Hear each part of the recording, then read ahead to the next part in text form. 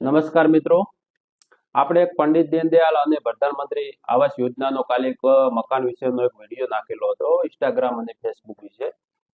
એમાં જે દલાલો હતા એમના વચ્ચે મારા ઉપર ખૂબ ફોન આવ્યા કે તમે આ વિડીયો ડિલીટ મારી નાખો અને આ કરી નાખો તે કરી નાખો.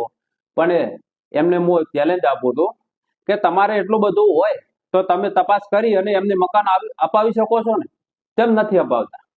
અપાવો.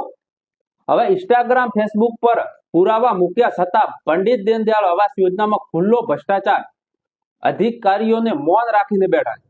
કારણ કે પંડિત દીનદયાળ આવાસ યોજનામાં ગરીબોના આશ્રમ માટે છે,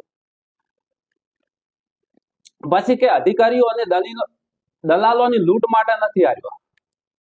એવો ગંભીર આ પ્રશ્ન આજે ગામે ગામ ઉભો થયો છે અને ગામ વિસ્તારમાં ગરીબ અને કાચા મકાનમાં રહેતા લોકોના હક છીનવી લઈને મનમાનીની રીતે પસંદ મકાન નો આ કરી રહ્યા છે. આ જે દલાલો છે ને એ રહી મકાન ધરાવતા લોકોને આવાસ યોજનાનો લાભ આપી દેવામાં આવ્યો નથી આજ દિન સુધીમાં. આ સમગ્ર ભ્રષ્ટાચાર અંગે ઇન્સ્ટાગ્રામ તથા ફેસબુક પર ખુલ્લે આમ પુરાવા સાથે વિડીયો મૂકવામાં આવ્યો છે,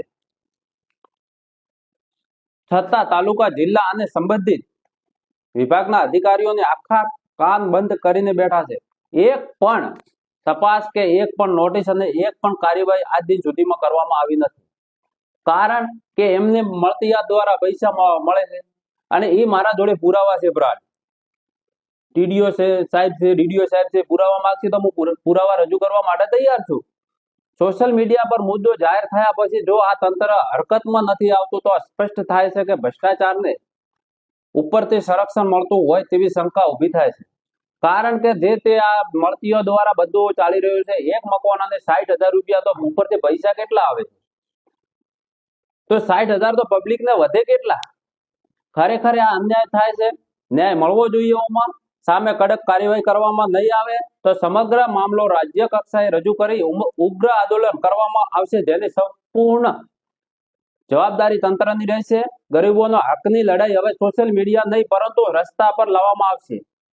એના સ્પષ્ટ સંદેશ આ પ્રેસ નોટ દ્વારા આપવામાં આવે છે. આખા ગુજરાતની અંદર આવું થઈ રહ્યું છે. હું મારી બનાસકાંઠાની વાત કરું છું કે બનાસકાંઠા તે વાવથરાજની અંદર છે.